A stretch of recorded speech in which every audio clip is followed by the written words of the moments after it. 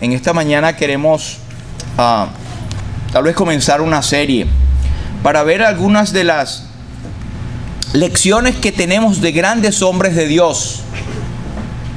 Y estaba meditando en este hombre, Moisés. Es un hombre que ha sido de tal impacto en la historia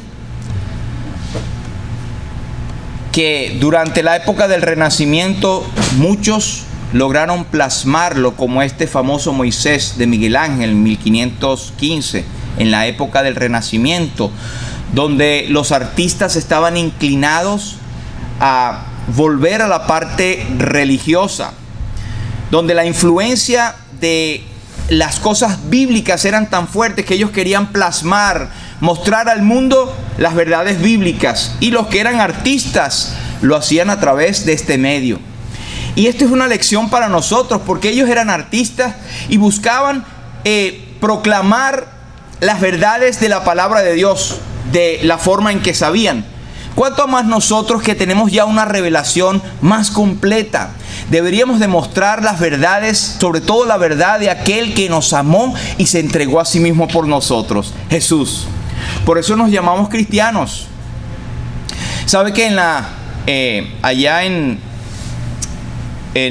Hechos de los Apóstoles, a los cristianos se les llamó por primera vez cristianos?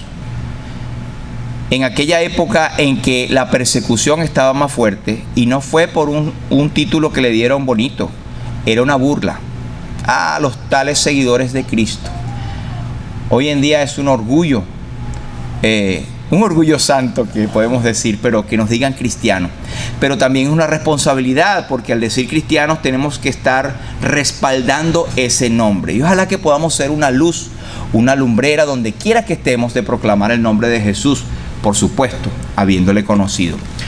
Este es el famoso Moisés de Miguel Ángel, donde Miguel Ángel, inspirado en este hombre de Dios, lo trató de plasmar, y hoy queda para la historia. Ahí hay muchos cuadros también de Moisés, pero estaba meditando un poco en algunas características de Moisés. ¿Cuál fue la influencia que él tuvo? La clave que llegó a este hombre de Dios. Mire, Moisés era un hombre como usted y como yo, un ser humano como usted y como yo, sujeto a debilidades, sujeto a arranques de ira, sujeto a cansancio.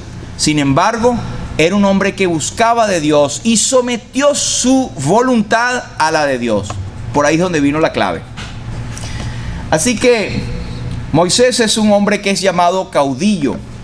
Y caudillo estaba buscando, que es una palabra que nos da la idea de un jefe, de un militar, de alguien que tiene una instrucción que puede llevar a la guerra a personas o a un país para ganar. Caudillo es un líder.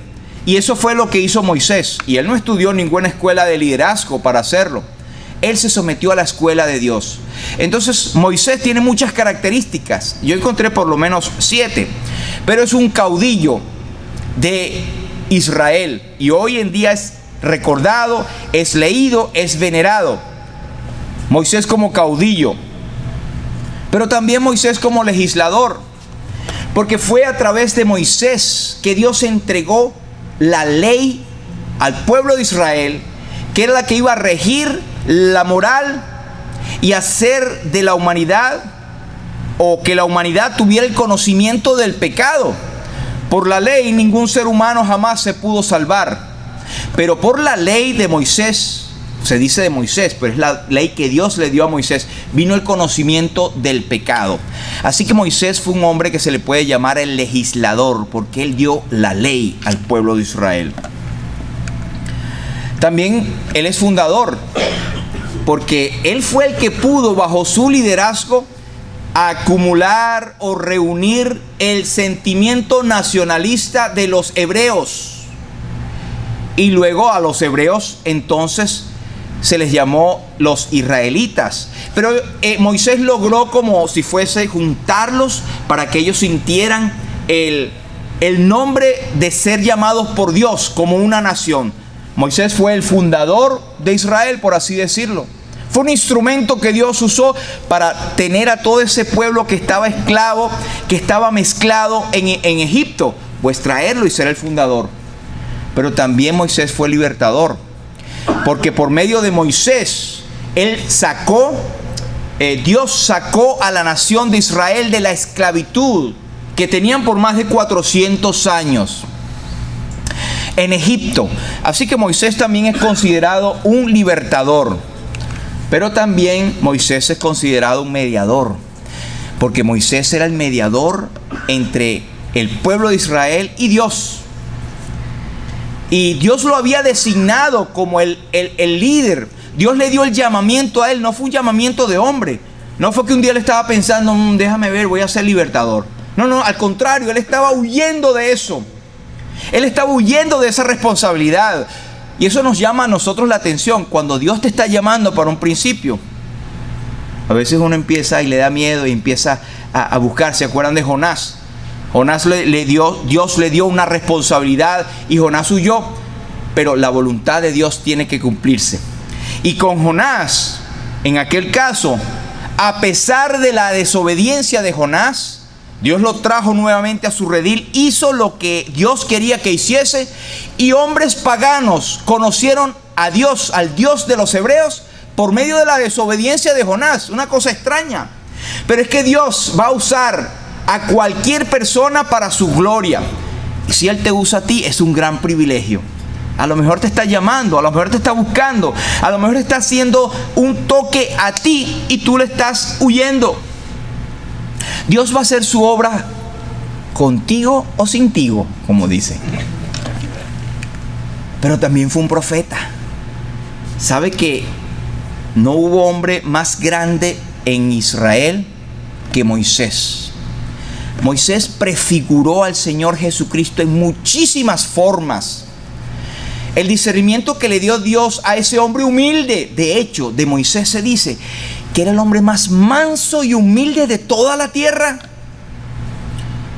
Y cuando esta frase viene en mi mente, yo recuerdo ese Miguel de Miguel Ángel, ese Moisés de Miguel Ángel, perdón, que Miguel Ángel lo esculpe con un rostro bravo, molesto y con las tablas acá.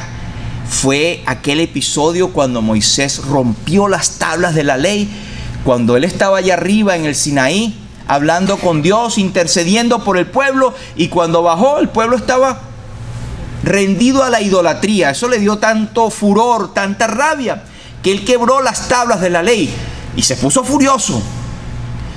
Y tú dices, bueno, y ese hombre era manso. Pero es que a veces se justifican las cosas. Sin embargo, él era el hombre manso porque lo que hizo fue por celo divino. El Señor Jesucristo, cuando volteó las mesas de los cambistas, con celo e ira santa. Es muy difícil para nosotros, ¿verdad?, decir que agarré una rabia, pero fue una rabia santa. Tengamos cuidado con eso. Bien, profeta, el Señor Jesucristo dijo, de mí escribió Moisés. Y Moisés fue aquel hombre que fue llamado por Dios a darle instrucciones a hacer el tabernáculo en el desierto, con todos aquellos muebles, aquellas figuras que hablaban de Cristo.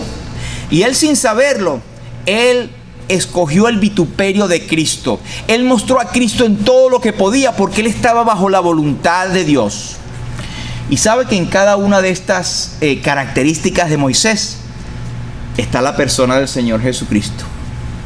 Él es nuestro caudillo, Él es nuestro capitán, Él es el que va adelante. Ese famoso himno que por muchos años ha sido el baluarte de muchas iglesias, sobre todo los jóvenes: firmes y adelante, huestes de la fe, sin temor alguno que Jesús nos ve. Jefe soberano, Cristo al frente va y la regia enseña, tremolando está. Firmes y adelante, huestes de la fe, sin temor alguno que Jesús nos ve. Es libertador. Hemos cantado, hay libertad, porque Cristo llevó la carga de nuestros pecados y fue real afuera, pero Él entró en la presencia de Dios y ofreció el sacrificio por nosotros. y obtuvo para nosotros una libertad. Ahora tú y yo podemos acercarnos a la presencia de Dios con plena certidumbre. No es cualquier cosa, la gente lo desprecia por la ignorancia, pero usted puede orar a Dios donde quiera y puede entrar a la presencia de Dios por una razón. Es que Cristo ya logró para nosotros eso. Y dice en Hebreos que acerquémonos pues confiadamente al trono de la gracia para alcanzar misericordia y hallar gracia para el oportuno socorro. Puedes acercarte con libertad. Cualquiera sea tu situación, condición, puedes acercarte porque Cristo ya abrió ese camino nuevo y vivo. Hay libertad. Él nos ha libertado de la esclavitud del pecado. Ya nosotros no estamos sujetos a ese enemigo, ese caudillo malo que es Satanás, los que somos creyentes en Cristo. El que no es salvo todavía está bajo la esclavitud y yugo del maligno, y su fin será muerte eterna. Pero Cristo vino para darnos libertad. Fundador, dice Hebreos y el hermano Eliseo leyó, que tengamos los ojos puestos en Jesús, el autor y consumador de nuestra fe. Esa palabra es el fundador de nuestra fe. Usted y yo somos salvos por fe en Jesús. Por fe en Jesús, el pecador puede ser salvo. Se hace salvo el pecador sin merecer tan bello don, recibe plena salvación. Y Romanos nos dice, justificados pues por la fe, tenemos paz para con Dios por medio de nuestro Señor Jesucristo. Legislador, dice en el libro de Juan que la ley por medio de Moisés fue dada, mas la gracia y la verdad vinieron por Jesucristo. Él nos trajo la ley del amor. Él tomó toda la ley que en el Antiguo Testamento castigaba. Por medio de la ley vino el conocimiento del pecado y la cargó, la cumplió a cabalidad y murió en la cruz. Él llevó esa carga.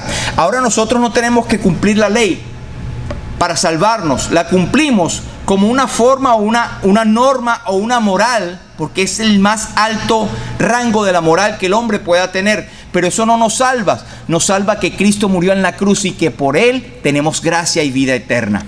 Así que es mediador, dice Primera de Timoteo, que porque hay un solo Dios y un mediador entre Dios y los hombres, Jesucristo hombre, el cual se dio a sí mismo en rescate por todos nosotros. Él es el perfecto mediador. Él puede mediar entre tú y Dios. No hay nadie más. No hay un San Pedro, una María. Nadie puede mediar porque hay un solo Dios. Y dice Hechos, y en ningún otro hay salvación, porque no hay otro nombre debajo del cielo dado a los hombres en el cual podamos ser salvos. Jesús es el mediador de un mejor pacto. Y en cuanto a que es profeta, dice el libro de Romanos, que Jesucristo es el profeta, gran sacerdote y rey. Jesús es el profeta, y no es que es un profeta, es el profeta, porque la palabra, el sentido etimológico de la palabra profeta es el que proclama la palabra de Dios, y él mismo es la palabra. Ayer hablábamos de Juan capítulo 1, donde dice que la palabra vendría a ti, pero dice Juan capítulo 1 que en el principio era el verbo, y el verbo era con Dios, y el verbo era Dios. Este era en el principio con Dios. La palabra o el verbo se hizo carne, y si no aceptamos esa palabra, entonces no tenemos parte en el reino de los cielos. De manera que Jesús es el que vino a traernos la palabra de Dios, vino a traernos a Dios mismo. Es más, Jesús es Dios mismo. Siervo manso, esa era una característica de Moisés, el hombre más manso de toda la tierra. ¿Qué dijo Jesús? Llevad mi yugo sobre vosotros y aprended de mí, que soy manso y humilde de corazón, y hallaréis descanso para vuestra alma. Si usted se da cuenta, cada una de esas características de Moisés estaban prefigurando al siervo perfecto que iba a venir. Esto es maravilloso. Esto usted no lo consigue en ningún libro de historia, en ningún libro de filosofía. porque la palabra de Dios es la única que es viva y eficaz y es más cortante que toda espada de dos filos. Ahora veamos al niño Moisés. Dice en Hechos capítulo 2 y el versículo 10, dice que, y cuando el niño creció, ella lo trajo a la hija de Faraón, es decir, la hermanita de Moisés, la cual lo prohijó y le puso por nombre Moisés, diciendo, porque de las aguas lo saqué. El nombre Moisés quiere decir sacado de las aguas. Y es que el mismo nombre de Moisés nos inspira a nosotros promesas, porque nosotros pasamos por las aguas. ¿Cuántas veces Dios no nos ha sacado de las aguas? ¿Cuántas veces Dios no nos ha hecho pasar por los ríos? No nos han anegado. Hemos pasado por el fuego y no nos han quemado. Todas esas promesas vienen basadas en la vida de Moisés y de otros. Cuando Moisés tuvo el encuentro personal con Dios en la zarza ardiente, la zarza que hacía era una mata, era un arbusto, estaba encendida en fuego y no se consumía. Era como una prefiguración de lo que vendría como promesa. Todo creyente, aunque pases por el fuego, no te quemarás. ¿Recuerdan Daniel? Estuvo en el horno de fuego. Y dice que cuando se acercaron a ver, había un cuarto hombre, una figura que estaba en el horno. Y esa figura era semejante al Hijo de los dioses, el mismo Señor Jesucristo, guardando y cuidando a su siervo Daniel. Era lo que nosotros llamamos la teofanías. Y es que el versículo de Isaías donde dice, pases por las aguas, mi presencia irá contigo. El creyente en Cristo tiene la promesa de que Jesús está con nosotros.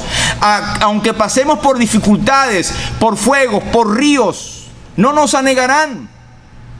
Y si algún momento nos anegan de tal manera que morimos, bueno, fue la voluntad de Dios y es para su gloria y honra. Pero Él normalmente guarda, nos preserva, y si nos hace pasar por eso, su presencia está con nosotros.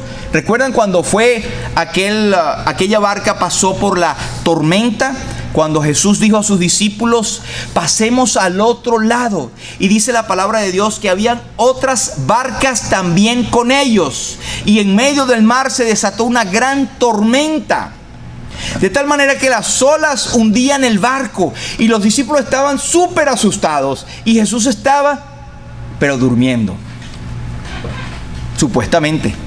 Y aquellos hombres en temor le despertaron: Señor, nos estamos ahogando, no tienes cuidado. Y esto es una lección que siempre me gusta meditar, que aquellos hombres, a pesar de que eran los discípulos de Jesús, los cristianos primeros, pioneros, cuando Jesús manda calmar la tempestad, aquellos hombres dicen: ¿quién es este hombre que el viento y el mar les obedecen? Y a veces pasamos por las tormentas de nuestra vida y olvidamos que el hombre, Dios que está con nosotros, es el creador de todo. Aquellos hombres decían: ¿quién es este hombre? Jesús es el poderoso, el que está contigo. Pero notemos que cuando pasa por la tempestad, las otras barcas también estaban pasando por eso, pero había una sola que tenía a Jesús como capitán. ¿Tienes a Jesús como capitán? No, sí, yo creí en el Señor, pero está durmiendo allá abajo, ¿verdad? Entonces es muy importante que veamos que Jesús nos hace pasar muchas veces por las aguas.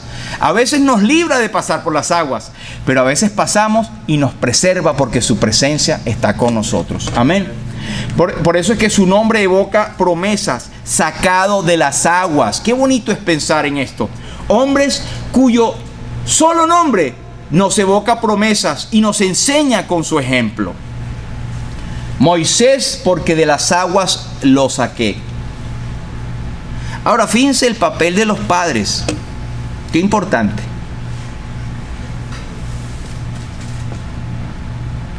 Los padres juegan un papel fundamental en la vida de sus hijos. Usted y Linda, que está ya con su bebito o bebita viniendo, ¿verdad? Y nosotros podemos cambiar el futuro de nuestros hijos. ¿Así? Tú vas a acomodar, a condicionar el futuro de tus hijos. si les enseñas, si los levantas en el temor del Señor, pero no con el haz lo que yo digo, sino haz lo que yo hago. Miren aquellos padres, la clave, Amram y Jocabed, los padres de Moisés. Dice en el libro de Hebreos que en el capítulo 11, el versículo 23, por la fe Moisés, cuando nació, fue escondido. ¿Por quién? Por sus padres. Ahora, recuerden que el faraón le tenía miedo a aquella nación de Israel que estaba creciendo desproporcionalmente. Y él mandó a matar a todos los varones. Y les dijo a las parteras, mire, ustedes atienden a las parteras. Cuando salga varón, quítenle la vida. Y si es hembra, consérvela. Como diciendo, bueno, el poderío del armamento viene por un ejército de hombres. Entonces yo no quiero que se me forme un ejército. Pero aquellos padres escondieron a Moisés por 3 meses. Ellos hicieron cualquier sacrificio por sus hijos y no temieron el decreto del rey. El rey era para matarlos, quien desobedecía. Pero fíjense el testimonio de esta familia, de Jocabed y Amram, que aunque no lo dice Hebreos, en Éxodo, cuando usted lea que Faraón mandó a las parteras a hacer este trabajo, pero las parteras veían el testimonio de los padres hebreos y se convirtieron a Dios.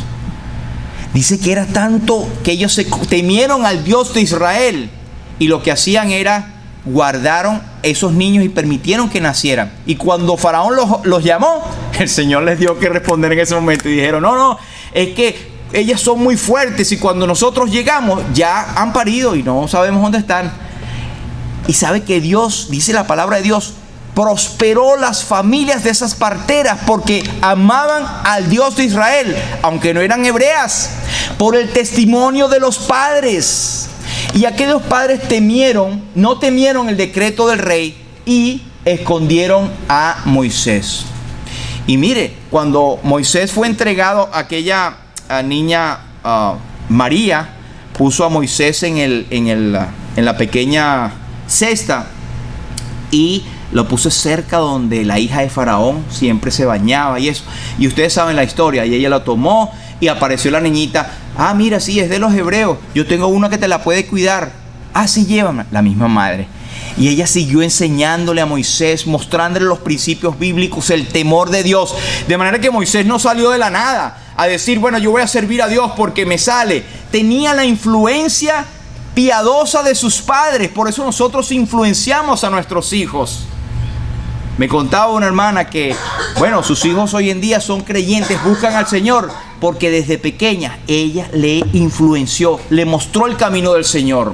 Y hay en la historia muchos ejemplos. Hay un dicho que dice, la mano que mueve la cuna de un presidente, ya sabemos qué es lo que está detrás, es la mano de una madre. Todos los que han tenido una influencia poderosa en el mundo, se puede buscar la historia hacia atrás y se ve que la influencia era una influencia piadosa de padres generalmente cristianos. Hay historias de personas que, hermanos de una misma padres, ¿verdad? Y madre, y uno fue creyente y escogió el servir a Dios, y otro, hermano de él, no creyente, y escogió hacer su propia vida.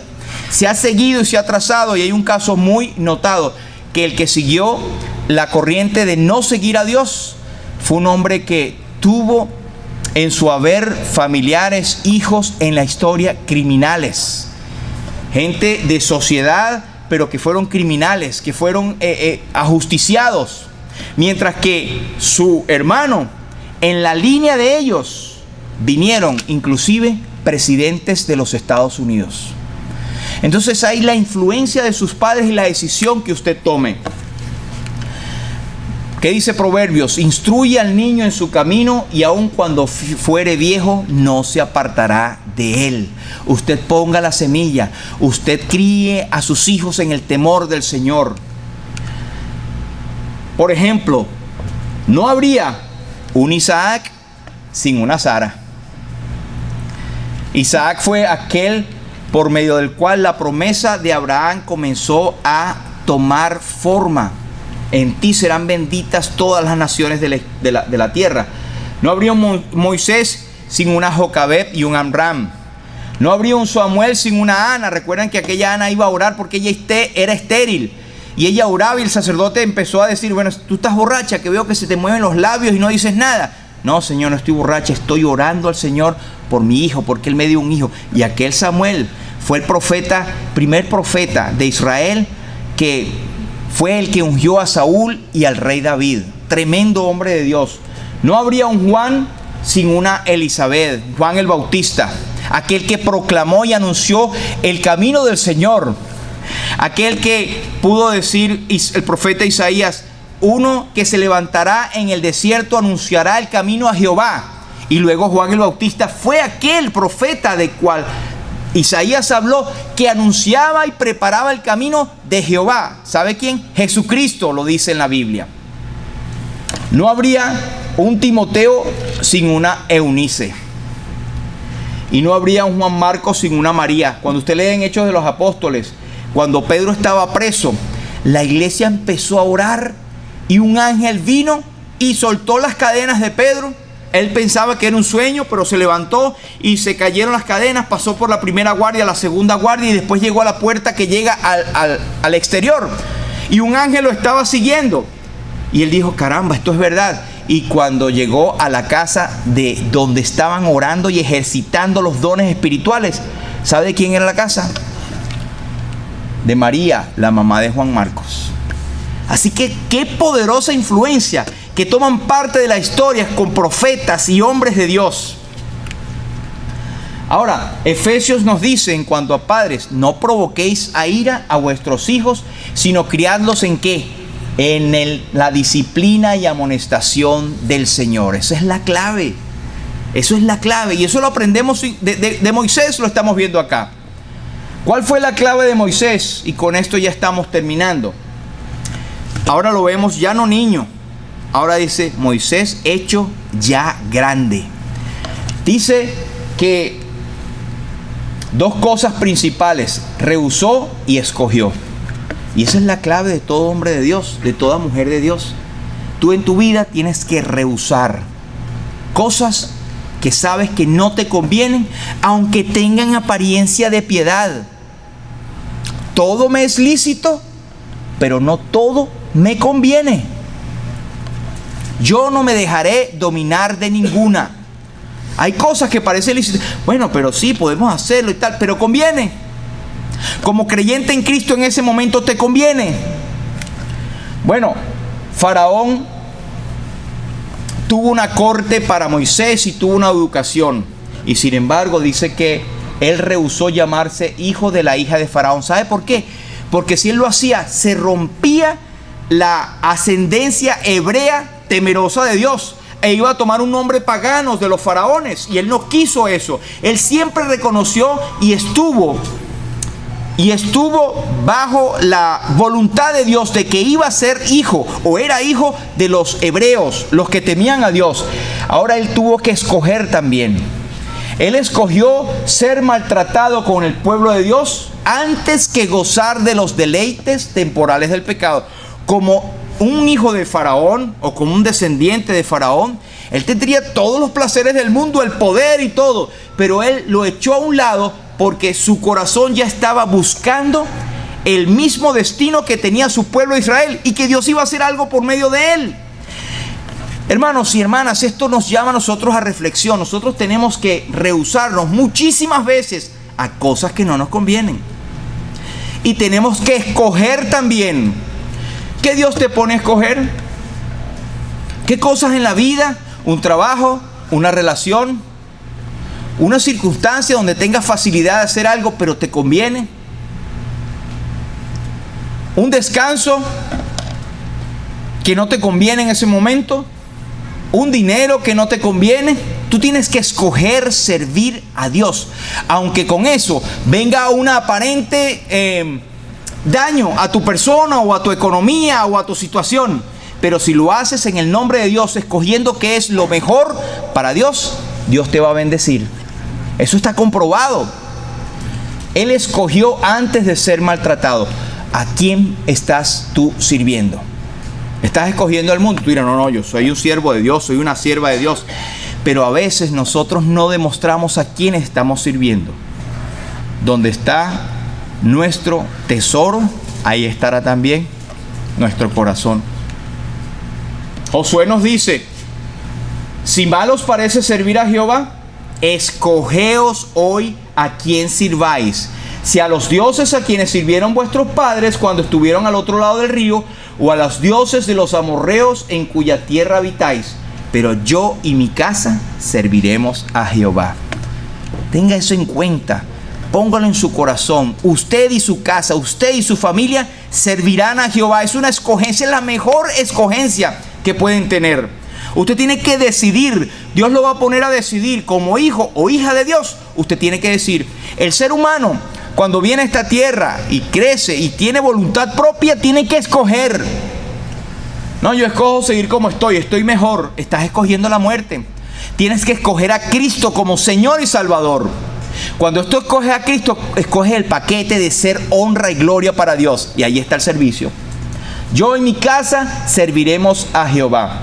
El Salmo 84, no es casualidad que este salmo habla acerca de reunirse. Y es que es una escogencia. Los que estamos acá hemos escogido venir acá. No hemos podido quedar en la casa o ir para otra parte un domingo, descansar o ir a un sitio de entretenimiento tal vez. Pero escogemos venir acá. Porque mejor es un día en tus atrios que 1000 fuera de ellos. Escogería antes estar a la puerta de la casa de mi Dios que habitar en las moradas de maldad. Escoger siempre para el lado de Dios. Salmo 84, 10. Ahora, mi hermano Eliseo leía al principio que Moisés, teniendo por mayores riquezas el vituperio de Cristo que los tesoros de los egipcios, porque tenía puesta la mirada en el galardón. Él pudo hacer esa escogencia porque él tenía la mirada puesta en algo más allá, en el galardón. Por la fe dejó a Egipto, no temiendo la ira del rey, porque se sostuvo como viendo al invisible. Si usted ve esos dos versículos, tienen que ver con algo. Con la vista. Con la vista. Puso la mirada en el galardón. No tuvo la mirada en sí mismo. ¿Qué me pasará? ¿Cuál será mi reputación? ¿Lo que voy a perder? Él tenía la vista puesta en el galardón, más allá, el servir a Dios. Y dice que él se sostuvo como viendo al invisible. ¿Cuál es la lección para nosotros hoy en día? Bueno, ahí leemos en Hebreos 12, que también fue leído esta mañana. Por tanto, nosotros también, teniendo en derredor nuestro tan grande nube de testigos, tú y yo como cristianos, despojémonos de todo peso y del pecado que nos asedia, y corramos con paciencia la carrera que tenemos por delante. Y aquí está la clave. Puesto los ojos en Jesús, el autor y consumador de nuestra fe, el cual por el gozo puesto delante de él sufrió la cruz. La mirada que tú vas a poner es en Cristo y tiene que estar llena de la cruz de Cristo, del sacrificio de Cristo. Tienes que pasar por el proceso de ser salvo, de aceptarle como Señor y Salvador, yendo a la cruz como hemos cantado. Señor, guíame a la cruz, que yo pueda estar a los pies de tu presencia, porque es en la cruz donde hallamos el perdón de pecados y la satisfacción. No somos creyentes de toda la vida o que somos salvos porque nuestros padres nos levantaron así. Tenemos que tener un momento en nuestras vidas cuando fuimos a la cruz. Por eso que poner los ojos en Jesús tiene que ver con la cruz. Y dice, considerad aquel que sufrió tal contradicción de pecadores contra sí mismo, para que vuestro ánimo no se canse hasta desmayar. Ahí tenemos la clave. Considerar a Jesús, poner los ojos en Jesús. Ojalá que estas sencillas lecciones de la vida de Moisés nos puedan motivar, hermanos, a saber que estamos en el camino correcto. Que hemos aceptado a Cristo como Señor y Salvador. Que Él es nuestro gran profeta, sacerdote y rey. Que Él es nuestro mediador. Que Él es nuestro caudillo, el que va adelante. Que Él es nuestro guía. Que Él es nuestro perfeccionador de la fe, que Él es el fundador de nuestra esperanza. Ese es Jesús. Que como Moisés sepamos que tenemos una influencia, y si no la tuvimos nuestros padres, gracias a Dios que nosotros podemos ser entonces de aquí para allá la influencia de nuestros hijos. Y que al final nosotros tendremos un galardón. El galardón no se hace, o mejor dicho, no vamos a hacer buenas obras para tener un galardón de la vida eterna. No, la obra ya la hizo Jesús. Ya tienes vida eterna. Pero las obras cuentan después de ser salvo para su gloria y su honra. Ojalá que estas lecciones sobre Moisés nos animen a seguir adelante y a tener la mirada puesta como lo tenía Moisés, sin conocer de Jesús. Miles de años antes de Cristo, él tenía la mirada puesta en el galardón, porque se sostuvo como viendo al invisible. Sostente tú y yo por la mirada en Jesús. El Señor te bendiga. Vamos a orar.